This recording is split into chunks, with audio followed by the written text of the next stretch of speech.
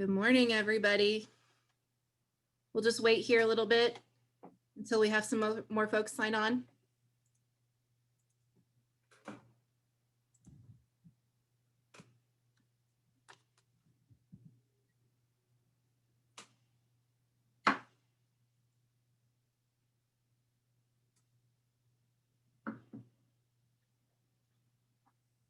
Wow, that went up.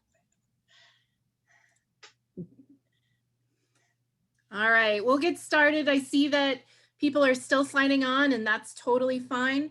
Welcome to this very dreary Wednesday webinar.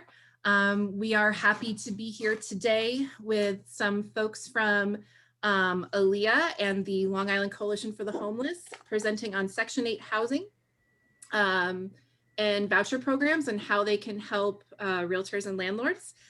Today, we are joined by Marian Russo. She is the Executive Director of the Village of Patchogue Community Development Agency. She's been there for 14 years, and Marian oversees the administration of the Section 8 program, the Community Development Block Grant Program, as well as serves as a grant writer for the project manager for the village. From 2003 to 2006, she was the grants administrator, and she worked in programs for first-time home buyers and rehab. Ms. Russo is a graduate of Stony Brook University and Touro Law School, and she's also the secretary for the Association of Long Island Housing Agencies. Thank you for being here, Marian. We're also joined by Rebecca Downs.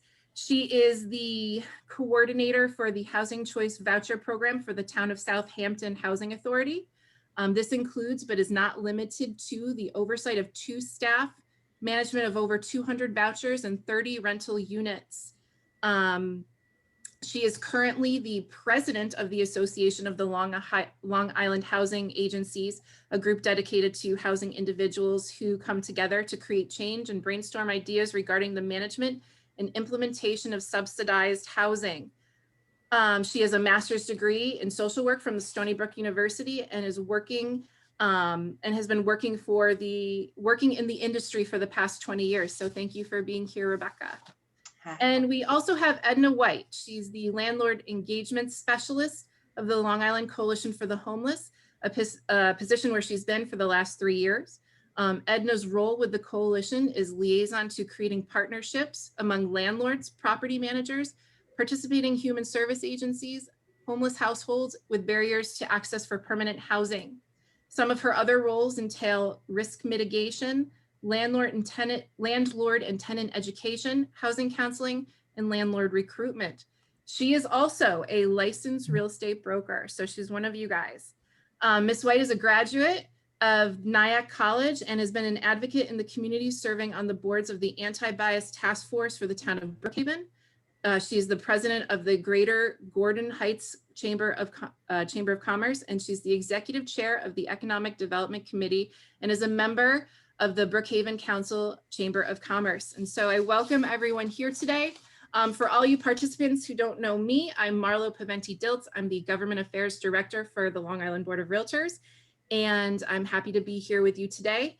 Our program will be delivered by these lovely ladies, and I just will ask you that you hold all your questions or actually enter them all into the Q&A box there or the chat box, and we will address them at the end of their presentation. So without further ado, ladies, take it away. Thank you very much. Thank you for having us, everybody. So as Marlo said, I'm Marian Russo, and we have Rebecca Downs. And we have Edna White here. As Marlo said, we're members of the Association of Long Island Housing Agencies. It's been in existence over 30 years, and it's a network of housing authorities on Long Island, and we exchange information. We've been, since COVID started, we were first weekly and now we're bi-weekly meetings, and we talk regularly with HUD, and we share best practices, and we do professional development. So we're the source of information if anybody has questions regarding Section 8.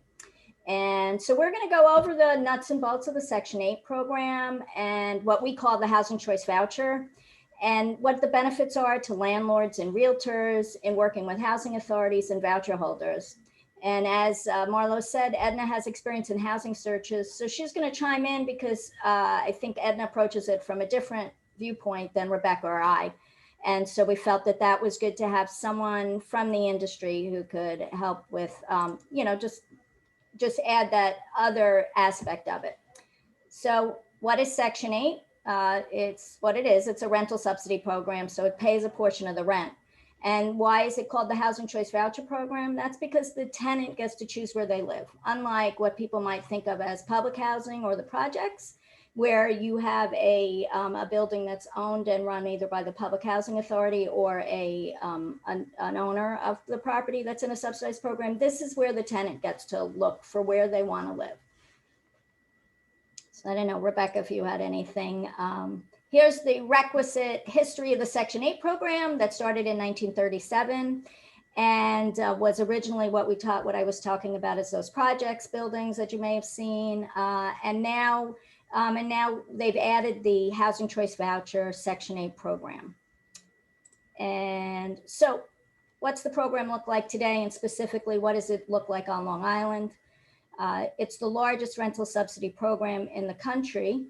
And on Long Island, that means I checked with all the different entities, and we have the possibility to use 16,104 vouchers. That means there are 16,104 households that can be assisted by this program. And we don't have all those vouchers leased up because it's difficult for voucher holders or households to find housing. So we always have tenants that are looking for housing. I don't know if, again, Rebecca, chime in because I know you're good at that. We have 25 housing authorities on Long Island that goes from Long Beach to East Hampton. And I added in here, you'll get a copy of these slides. There's a link there that has where the contact information can be found. And you can also find the contact information at gosection8.com. There's a link at the end of the slideshow that with that information. And so then we have to get into jurisdiction. And this is always a question, right? Because we get calls from realtors and landlords and even our tenants. Well, where can I look? Like, where is my voucher good? And so we each, like I'm from the Village of Patchogue. So my authority as a geographical boundary is the Village of Patchogue. I oversee 173 vouchers. Right now we're at about 150 that are leased up. So I have 13 people, 23 people actually that are out that I need to lease up. But I only operate in that 2.2 square miles. That's the Village of Patchogue. If somebody moves into down the block from me and moves on to the other side of Bay Avenue, if anybody's from the Patchogue area, you'll know you're in the town of Brookhaven. And so at that point, I would have to port or send the person over to another jurisdiction. So again, if you own property or you're a landlord that owns property or your client and you're a realtor that owns property, it's good to know which jurisdiction that you're in, because I mean, I guess with all government programs, we're all a little bit different. So what's the exception? Well, Nassau County and Community Development Corporation have their vouchers through New York State.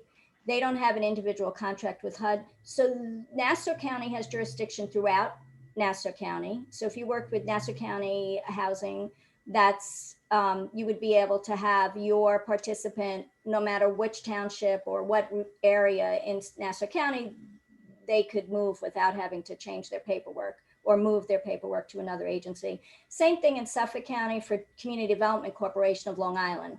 They manage over 4,000 vouchers, and that's in Suffolk County. And again, that no matter where they move, they're going to stay with Community Development Corporation. They don't have to port to another entity.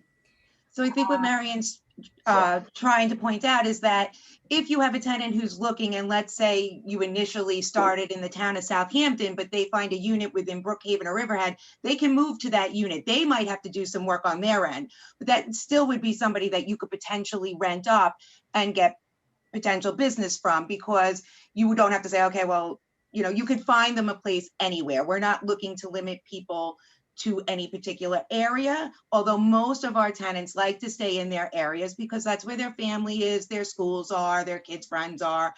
They're not limited to that. So it opens up possibilities for you guys of units to show them. Sorry. No, that's great. That's why we work together. So how does it work? So the from our side, right, the PHA, so I'm going to use a different couple of acronyms. PHA means Public Housing Authority.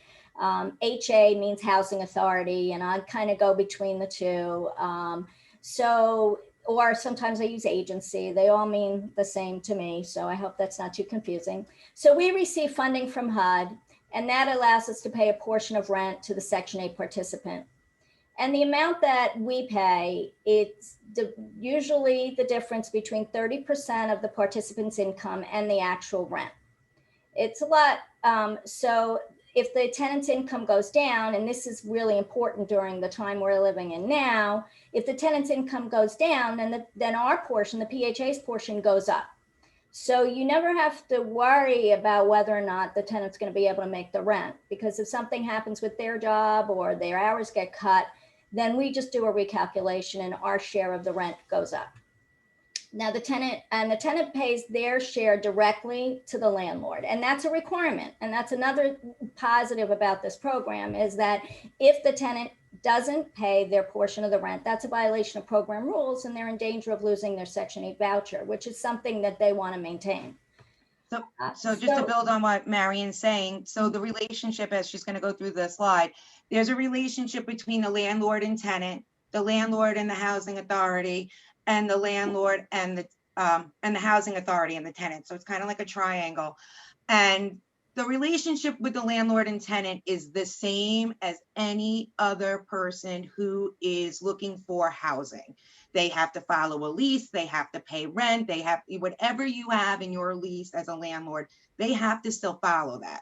Where we are integral is that we can kind of bridge the gap between the landlord and tenant, where most times when you're having a landlord tenant issue, you can't get involved. You know, there's no other agency, or you could call, but there's no bridge to that. Where here now you have an agency where if you have a tenant who isn't paying rent and you're sending them a 3-day notice, we get copied on that. And now we could say, hey, you guys, if you don't get on board, you're going to lose your assistance. You know how fast I get my tenants to get back on board? If they they'll work out a payment agreement, they will make it work. They don't want to lose their assistance.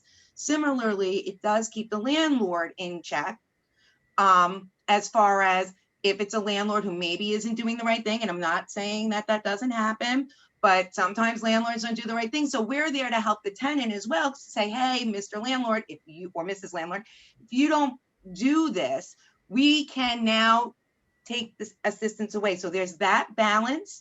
But other than that, we are a subsidy program, and we just make sure that the tenants are following our rules and protocols. It's still the landlord's responsibility, like with any other tenant, to maintain a relationship and maintain the property and do those kinds of things. I do want to make it clear that we are not a law enforcement agency. So a lot of times people think because we're Section 8, where we can go in and throw people out on the street if they're not paying, that we can, it's a normal, right, whatever word you want to use, landlord-tenant relationship, just like any other tenant.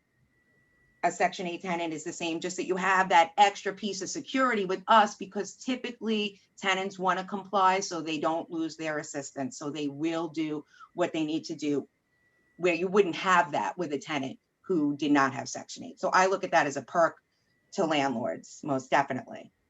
So so what happens, and we'll go into a little more detail, but generally the tenant and landlord enter into a lease, which shows the full amount of the rent and which party is responsible for the utilities. And the tenant also, there's a tenancy addendum that puts forth what the tenant's requirements are.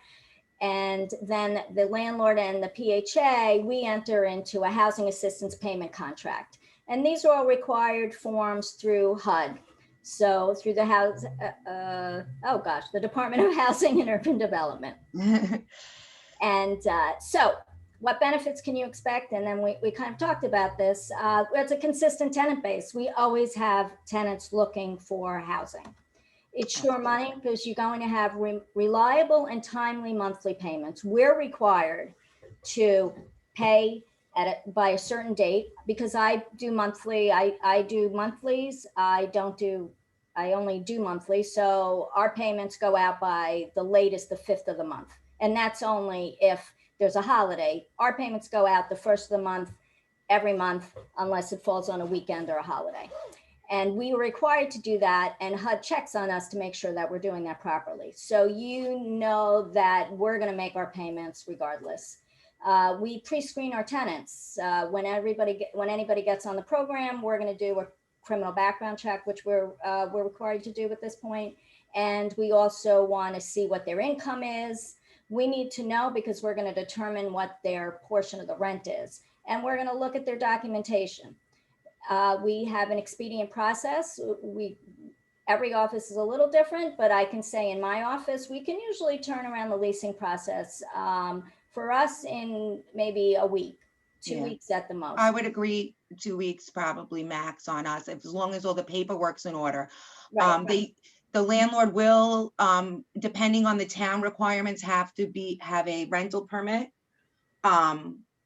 So as long as we have all the paperwork we need, we can process things relatively fast. Within 2 weeks, we can get people. Yep, we annually will look at the rent, and the landlord can ask for an increase, and we go into rent reasonableness considerations, and so we grant increases in rent. You utilize your own standard lease. We don't impose upon you a lease. You can use the lease that you use with everyone else. We have regular inspections of the unit so that you know that we're looking at what the housing conditions are. And we can, again, as Rebecca said, if there's issues with the tenant, then we also step in with that and help them either with improving or making requirements for repairs. So there's mutual protections for the owner and the tenant, as Rebecca just explained. And we also, we are compliant with fair housing. And so we're going to make sure that fair housing rules are followed. And so it's when you work with a housing authority, you're going to know that we're up on our fair housing, and we can always assist with any issues that might arise with, any questions that might come up with that. I think there's just a huge misconception in society about the perception of what Section 8 is and what it represents. People think it's an onerous program. It's difficult to deal with. The tenants destroy units, right? These are some of the things that are floating around in people's heads. And it's kind of like the public assistance of the public housing of the 70s. Things have changed over the years. Over the years, we've become more educated as a population. We've made changes in the way we distribute funding, programmatic changes to make our programs more efficient, more effective, and really help the people who need it most. It's not the people who aren't working, not that there aren't people on Section 8 who can't work, but typically that is because they are disabled and unable to work. The majority of able-bodied people on my program are working. They're just working marginal jobs, making minimum wage, and cannot afford to live or stay on Long Island. This program gives them that opportunity. And you guys have the ability to help them find housing, because these are your children, your sisters, your brothers, your people who are working and just can't make it. I'm just going to interrupt one moment again to our participants. Thanks for joining us. If you could enter your questions into the Q&A box, that would be great. Thank you. Sorry for interrupting. No worries. Okay, so the program's administered by the Public Housing Authority, and HUD sets up requirements and directs PHAs to set policies. So we all follow and I'm going to go a little bit into, we have to follow the Code of Federal Regulations. And so those are the standard requirements. But then every public housing authority has to set its own policy. So every public housing authority is a little bit different. The one thing you will find out is that Nassau County and Community Development Corporation, those two larger agencies, they both follow the same administrative plan, which is drafted by New York State. So there's but every PHA is a little bit different, but the standard rules apply to everyone. And so where you're going to find those policies? Well, they're in our administrative plan. My administrative plan is on my website. If you have any questions, you can go there and look at it. There's also a guidebook. The HUD has a guidebook, and that's for our housing authorities to, when there are little nuances, questions. And you can find out all about when I'll go into an admin housing quality standards. So how can policies differ?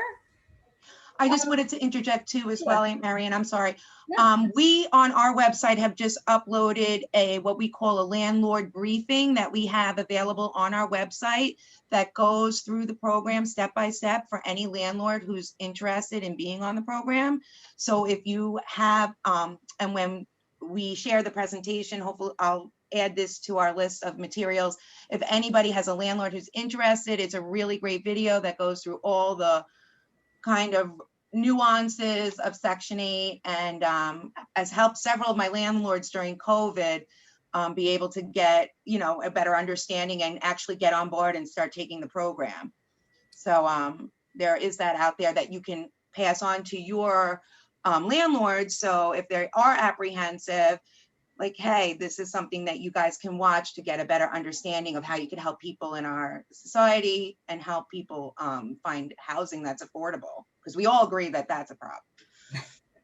So as I said, PHA policies can differ. So for example, whether or not you have a 2-person household, some PHAs will only give 1 bedroom, or some PHAs, depending on the age and the relationship, might give 2 bedrooms. And so what does that mean? That means that if they have a 1-bedroom, their rent standard is going to be one thing. If they get a 2-bedroom, their rent standard is going to be another.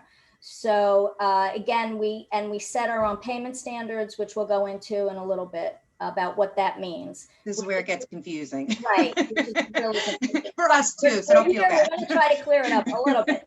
And then waiting list preferences. So I don't know if, every housing authority on Long Island has a waiting list. I can tell you the need is so great on Long Island for this program. My waiting list, I opened in 2015, and I probably will not open again until 2021, maybe, and other housing authorities. So it's a 5 to 10 year wait for someone to get a voucher. And the voucher is so important because, as Rebecca says, it makes it affordable to live on Long Island. That it's really, it shows what the need is, and that's why they want to comply with program rules. But the other thing is, I have to say, I get at least 5 calls a day from people, and a lot of them are individuals my age who are taking care of their elderly parents. And all of a sudden, their Social Security no longer covers the rent, and they're looking for rental subsidy. And there's nothing readily available for that. But on the other hand, those people that are in our programs that have vouchers that are there ready to lease up, they're having trouble finding units. So I think it's, I think everybody understands. Yeah. Marlo? I can't, oh, okay, sorry. We have, on our waiting list, we have 3,500. At one point, we had over 7,000 people. And we still have 3,500 people, and people have been on our list since 2011. So it's 2000. So I've had people on my waiting list for 9 years. And if I had more units available, it would be easier for me to get that. If we had more units available, we could help more people. And like Marion just said, we could help a lot more people because the funding is there with the feds. It's that we don't have any housing to lease people up. And I personally give out 50 vouchers a year. I'm lucky if I can get 20 people to find housing in a year. So it's definitely a challenge for our tenants to find housing. Most of the landlords are saying, I don't accept programs. So this is really great. Which they can't anymore, which is a violation now because of well, first of all, it's Suffolk County under the human rights law, but also New York State now. So because it's a source of income, Section 8, and actually the Department of Social Services, any kind of security they get, that's all source of income. So we all know now, I'm sure people, you've probably taken continuing education classes on this. So that's not, but it's still, there's an area where we don't have access to those units, and we only have the ones that come into our office. So it'd be great. And that's why I have to say, and I didn't say it at the beginning, and I want to say it now, we're so happy to be here. Absolutely. We're so happy that we've been working on this for years. We're able to be here to present to LIBOR, to present to the realtors. because it could be a great partnership, and we really want to develop that and build on that. So I can say for sure that I'm willing and Rebecca's willing. If you have any questions, our contact information is at the end of the slideshow. Please give us a call. We're happy to talk to you. And every housing authority wants to work with the realtors in the area and the landlords. So reach out and connect. But Marianne, Yeah, Marianne, sure. stop you for a minute. We are getting several requests in the chat box about the website that I think Rebecca referred to regarding the landlord briefing. While Marianne is delivering her next slide, Rebecca, can you enter that website into the chat box so that our participants can, if I can find the chat box, people, I'm not the most computer literate person. you can get that to me afterwards and we'll provide it to members afterwards. I can email it to you because I don't see it. That's fine. Chat bar. Oh, wait. Oh, I found it. Yeah. So what is the leasing process? I think the first step is that the tenant or realtor submits a request for tenancy approval. So basically, if I give a voucher out, or I have someone who's living in my community and wants to move, we give them a voucher, which is a document that says how many bedrooms they have, how long they have to look, and then they can go out and they can find a unit. When they find a unit, we need this form that HUD requires us to have. It's called a request for tenancy approval. Some housing authorities call it a RFTA. I call it an RTA. It's the same thing. And I have a link here in the presentation to the actual form. So you can see it ahead of time. You'll know what it is. Then each housing authority has additional documents that we need. So the request for tenancy approval is going to put the address, the number of bedrooms, what the rent is, what the security deposit is, what utilities are included or are the tenant's obligation. In addition to, we ask that the landlord enter on the second page, which would be great for us, what the market rate, what their rents are for similar units in their area that they rent now. So you put in your request for tenancy approval form, your W-9. We need a lead-based paint disclosure. Most municipalities, I know ours, requires a rental permit. We want a deed to show that you actually own the unit, proof of payment of property taxes, a copy of the lease that you're going to use.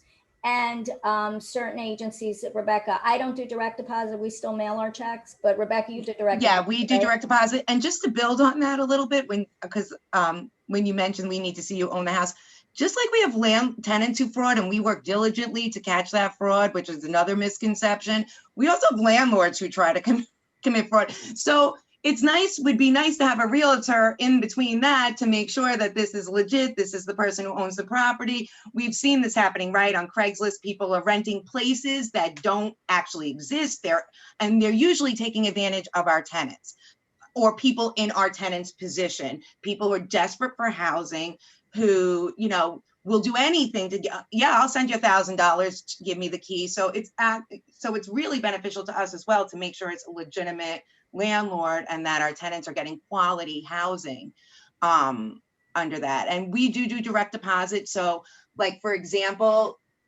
this particular, our check, the first is on a Sunday, so they'll have their checks in their bank account by Monday or Tuesday, the latest. So usually by the second or third of the month, our portion is deposited, and the tenant is responsible to also pay their portion on the first of the month.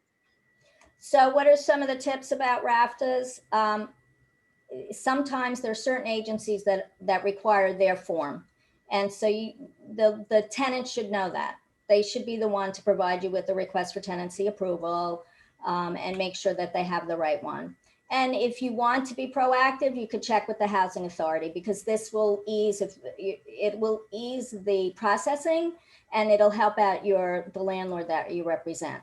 And just a note to realtors, because I've had this happen before where I've had people go to realtors and say they have vouchers. Meanwhile, we're just screening them through the program. They haven't been issued a voucher yet. When a tenant is issued a voucher, they physically get a piece of paper that says how many bedrooms it is. They have paperwork that says what their payment standard is, which we're going to go over in a little bit. So anybody who's claiming to have a voucher, you could always just say, I need to see a copy of your voucher, please. And if they legitimately have one, they will produce that to you. If not, then you can always give whatever housing authority they say it is a call. Another common question we have is, well, how much rent can I charge? Right. So that's when we get to what are the, what we call our payment standards. So I'm just gonna, HUD sets the fair market rents, the PHA's set a payment standard, and the payment standards differ by agency. And the rent, including the utilities, should not exceed payment standards. So I'm gonna just skip. So this is just really confusing. So, so what's the difference? Okay, so here's what the fair market rents that HUD has said is for this year. That's what they're saying are the fair market rents in our region. So HUD uses this extremely sophisticated mathematical equation to figure out what the average rents are in our area. And by doing that, the housing authorities then set what their portion of what their payment standard is going to be. So, and we can go up to 110% of what the FMRs are set at. In Southampton, for example, we are set at 110% of those payment standards, the FMRs that were just posted. So the payment standard for Southampton, 110%. For a 1-bedroom, it's more than that. Our 1-bedroom right now is 1786 with all utilities included. And we just got a payment exception for certain through HUD that we can go up to 119% of the payment standard in certain census tract locations. So that can get a little confusing. However, it works itself out. And so landlords can get more rent than they really think they can. That's the point I'm trying to make long-windedly. I think that's another misconception. People think, oh, I can't get as much as this unit's worth. Unfortunately, what I've seen is that some of the units are way overpriced. And I don't know who's affording them, but we can pay a pretty fair price for housing and quite reasonable. Okay. So, and that is, as Rebecca said, there are Community Development Corporation of Long Island, Long Beach, Freeport, and now Southampton. I'm not sure what other agencies now have high cost areas exceptions, and that's what Rebecca just was talking about. So again, the realtor can reach out if you have a landlord with a property and find out what is the payment standard within your area. Then we have to do a rent reasonableness calculation, and I can tell you that we have to fill out a form and we have to make sure it's rent reasonable. It's something that we get audited on. So what we do is we compare the unit, the requested rent with units with similar features. And so sometimes you'll have a housing authority say, well, it's this isn't reasonable. We can't do this. But you have to understand is that we want to work with the landlords and we want to pay the rent. And that's why HUD gives us those market rents. But we also have to do a rent reasonableness determination. So what happens once you get the RFTA approved, we do a housing quality standards inspection. And there are minimum standards that are set by HUD. Different than the rental permit process, which we'll touch on. I see there's questions for that in the queue.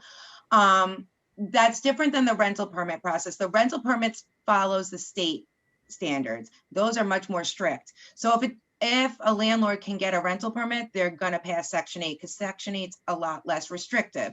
It goes by your basic needs. You know, nobody getting hurt, no life-threatening issues. We're not looking at square footage and things of that like that. That's things the town would look at, and those are the once you have that, more than likely you're going to pass our inspection. Right.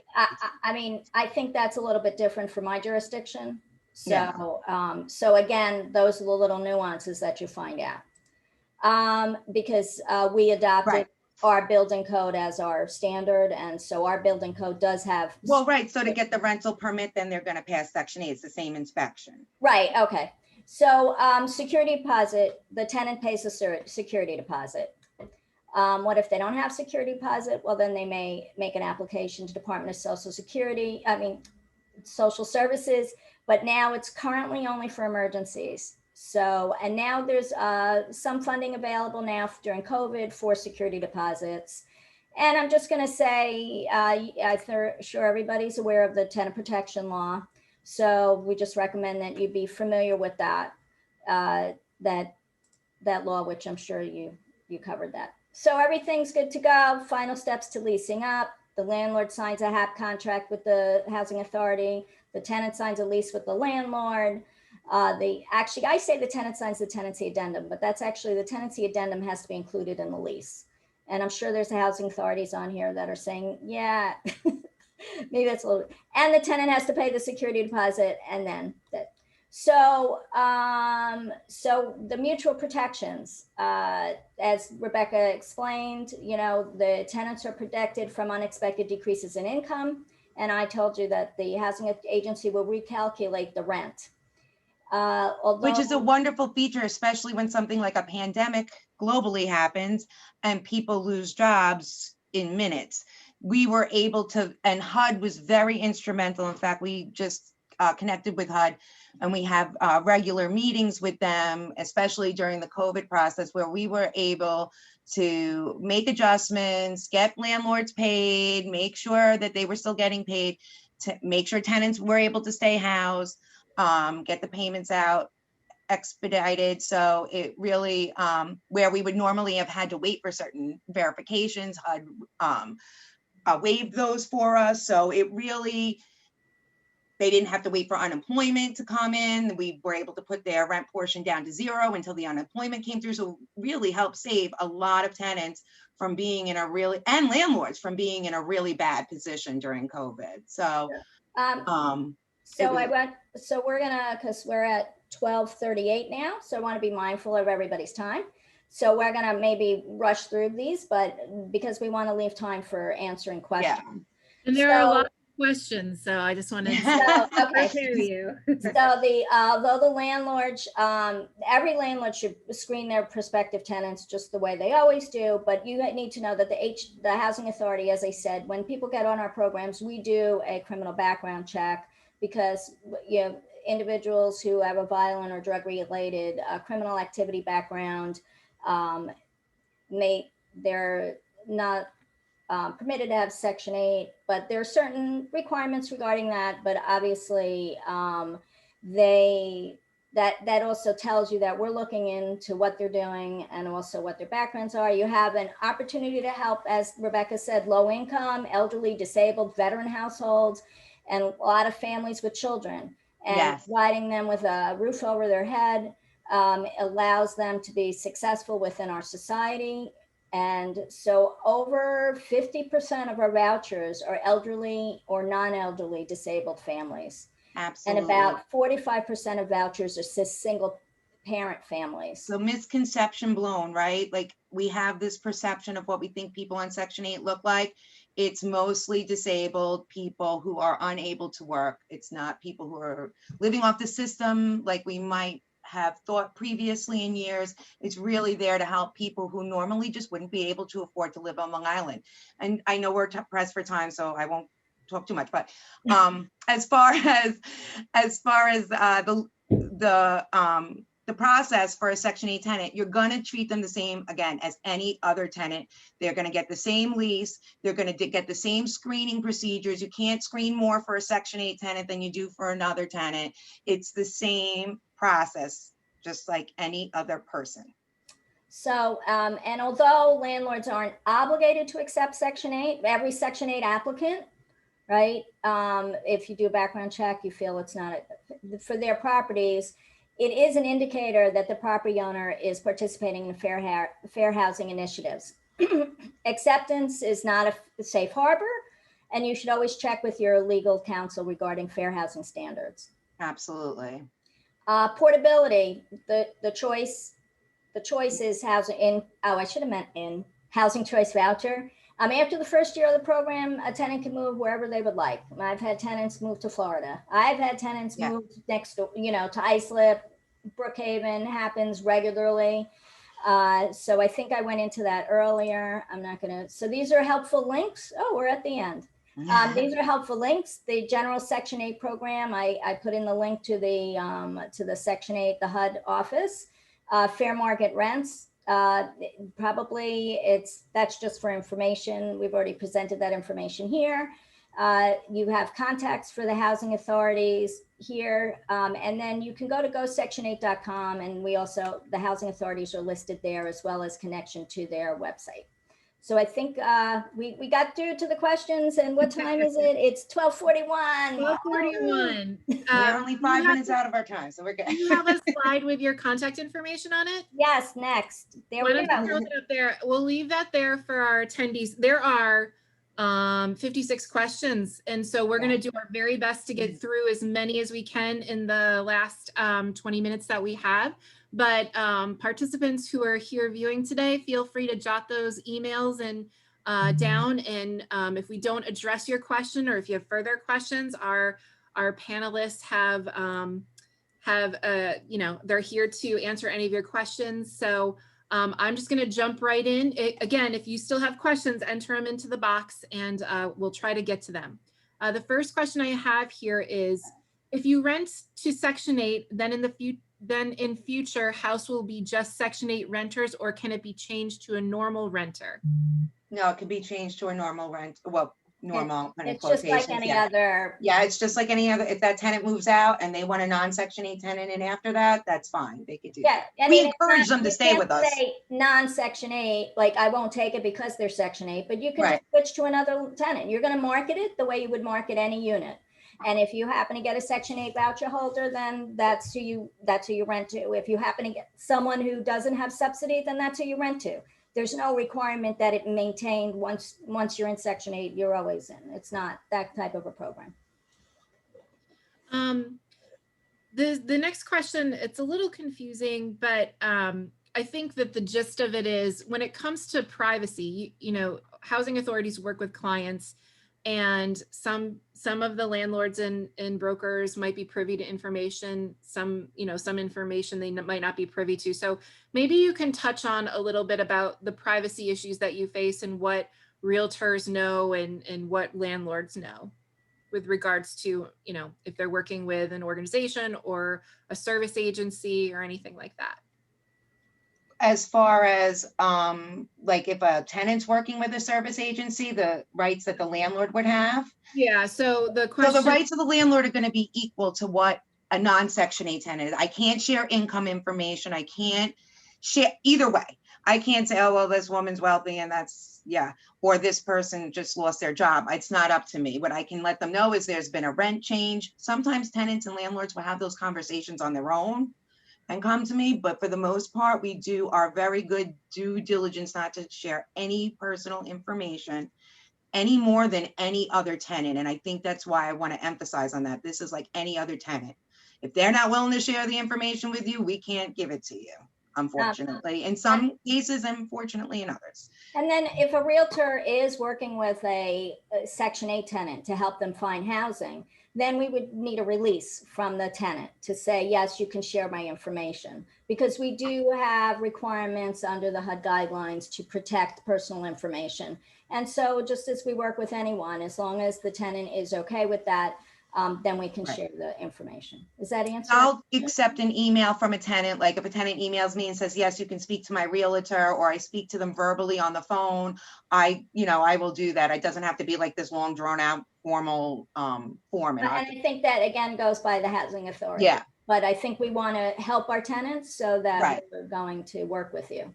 Yes. And I just want to reiterate to our viewers today, one thing that Marian had said in the beginning of all this is that these are, Marian and Rebecca work for two very different organizations. They have the same mission, but they're still also different. They have different criterion. So be mindful that when you're dealing with, a potential tenant or a landlord, that you know where the voucher is and what the rules are for that housing authority. So it's just important to know that.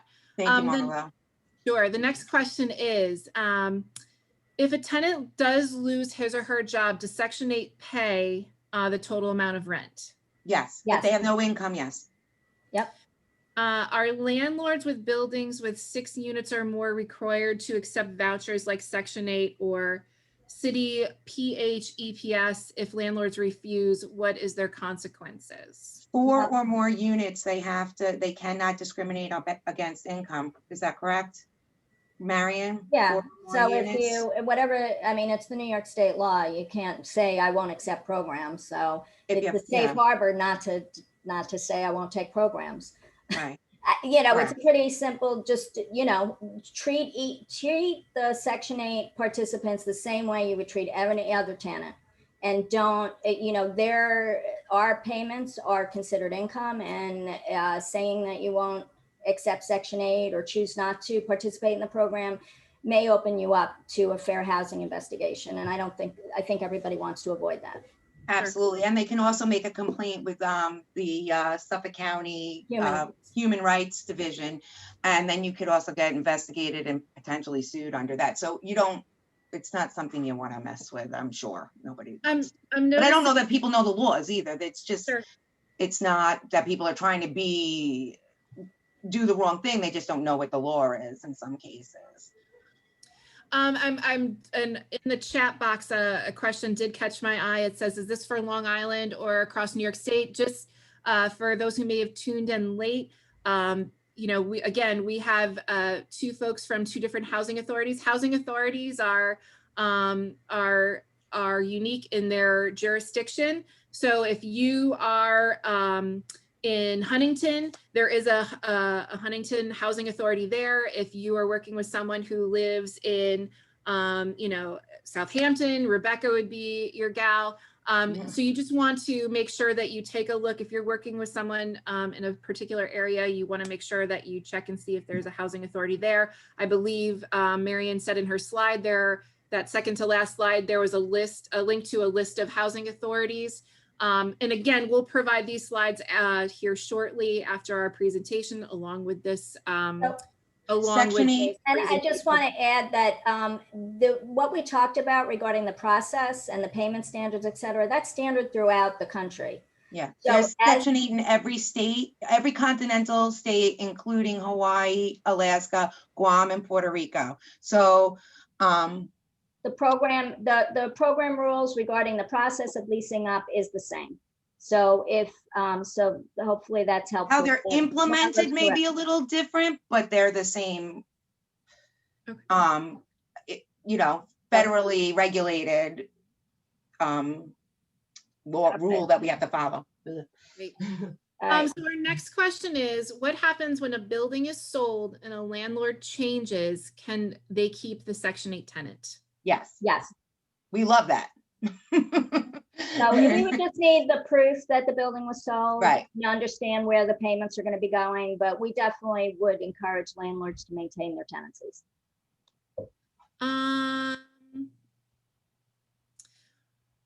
What kind of documentation does the landlord receive for tax purposes from the housing authority? 1099. Okay. Someone asked, what about Queens? Are you ladies familiar if there are any housing authorities in Queens? So LIBOR's jurisdiction. HCR. It would be HPD, the Housing Preservation Department, and LIHA, New York City Housing Authority. Those would be the 2 entities you would reach out to. We have a question here. It says, what must the landlord adhere to for a successful inspection? Well, I can say that our most common finding is a GFI outlet, that the smoke detectors don't work. But generally, we want it to be clean, maintained. The doors have to lock, the windows have to work. There has to be fire safety. There have to be no electrical issues. Walls in good condition, painted. Floors in good condition. There's a refrigerator, there's a stove, there's running water, there's a place to prepare food, and that it's a safe all around area. I think, Rebecca, that's about. Yeah, I mean, like we were speaking of earlier, the rental permit process is either synonymous with the Section 8 inspection or more rigorous than the Section 8. Like in our case, if they get a rental permit, our inspection process is less rigorous. We are just doing the basic health and safety because the town is more stringent with their rental permit process in Southampton, where with Marion, her rental permit and HQS are equal. So again, if you're able to get a rental permit, in either case, you're gonna get Section 8, so. And we also try. And it's required to have a rental permit in Southampton, or we are legally not allowed to pay landlords rent. We have a town ordinance that states that. Right. So this is not just even just about getting tenants housing, which is of course our main concern. It's about making sure the housing that's out there is suitable for people and that they're complying with local laws and ordinances that exist to protect people's lives potentially. Okay, thank you. So and we have another question. If the voucher holder's voucher expires before an apartment is found, does the holder need to find an apartment before the voucher is renewed? Well, no, there's a limited time to find a unit. If your voucher expires, then you no longer have that voucher. And there's no assistance. So the housing authority has no obligation to renew it, or unless 120 days, unless there are 260 days. unusual circumstances, and then that would have to be an appeal to the housing authority. So it's generally a case-by-case basis, but generally if that time limit, but once you submit a request for tenancy approval, then that tolls the running of the voucher. So so you won't, if you For some submit it. agencies. Oh, Yeah. okay. Well, okay. So anyway, not ever, that's unfortunately. So again, do everybody's that. agency is different, and Yeah. so it just depends on what municipality you deal with. Absolutely. There's a question here in the box that's very interesting. How do you deal with neighbors who target Section 8 tenants by calling the town to make false statements to get rid of the tenant in their community? That's a very real question. Thank you for ever asked that question. Here at the Housing Authority, I mean, we would ask somebody to put it in writing to our agency. Most of the time, that's where it stops. Once I ask people to actually, you know, they make a phone call to me and I ask them to put it into writing. That's usually where it stops because it never gets to that point. After that, you know, proving fraud is a slippery slope. And we've had tenants who've been quote unquote targeted. Luckily not recently, but typically, like I said, usually just asking them to put it in writing. The person doesn't want to put it in writing because we do, even if it's anonymously, they don't want to put it in writing. I think though, in when we're talking about somebody reporting a tenant not doing the correct thing, then Rebecca's correct. I think that now, if landlord feels that their tenants around them or the owners around them don't want Section 8 there, that could be a fair housing violation. Right. So I think it definitely would elevate it to either the Human Rights Commission in your jurisdiction, in either Suffolk or Nassau, can call Long Island Housing Services, because they're the fair housing enforcement entity on Long Island, and they will give you information, because we definitely, as Rebecca said, I think Section 8 has a stigma that it doesn't, that is unfortunate. Isn't relevant not anymore. Even just unfortunate, it's just not true. Right. It's just, yeah, we have, sorry, go ahead. To follow up, the same person who asked the question says because owners don't want Section 8 in their community, and I think the answer to that is that no one in the community should really know. No. Right, that's exactly. They're a tenant just like everybody else in that community if it's a rental community, and it should really not. And this is where privacy becomes so important. Somebody had asked about privacy. We do not share anybody's personal information regarding that. In fact, they have to, even if this town itself is doing a study, they have to do a FOIA request. Like, so we know the information is staying with who it's staying with and not being shared inappropriately, or else they will suffer serious repercussions through fair housing. So we have everything locked up, everything, we're very conscious of that issue.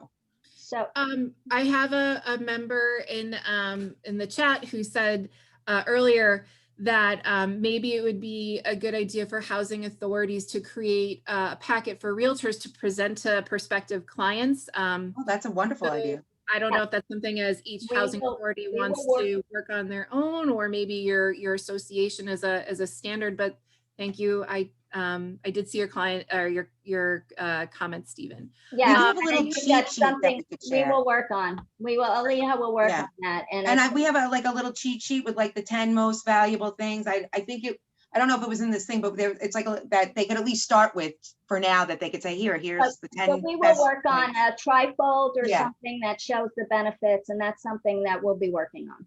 Perfect. I think we had time for 2 more questions. I'm sorry, everybody, I couldn't get through it. But again, you have Rebecca, Marianne, and Edna's information there on the screen, I think. I'm looking at the questions. Maybe you can just go to that slide one more time so that folks can copy your information. Yep, sorry. We have someone here asking, are the Section 8 tenant participants portion of the rent currently protected under COVID-19 provisions that can defer required rental payments until December 31st by the governor? So, okay, yeah. wait, repeat that. So you want to know whether or not Sure. the tenant share, The our share gets paid regardless. So you're asking about the tenant share. And if the tenant has no income, HUD has waived all the documentation typically required. We're allowed to just take a tenant statement saying I've lost my job, and we are allowed to remove their income immediately, so that next month we are paying the full portion of rent if they have no other income. That's very interesting. Okay. And again, maybe you can just touch on, I know you touched on it with the portability of vouchers, but someone had asked if someone can use a voucher in Suffolk, if they have a voucher in Suffolk, if it can be used in Queens or Nassau, etc. Yep, they can use, if they have a voucher, they can move anywhere. Yeah, when it happens all the time. So people move from one jurisdiction to another on a regular basis. And we have a whole process.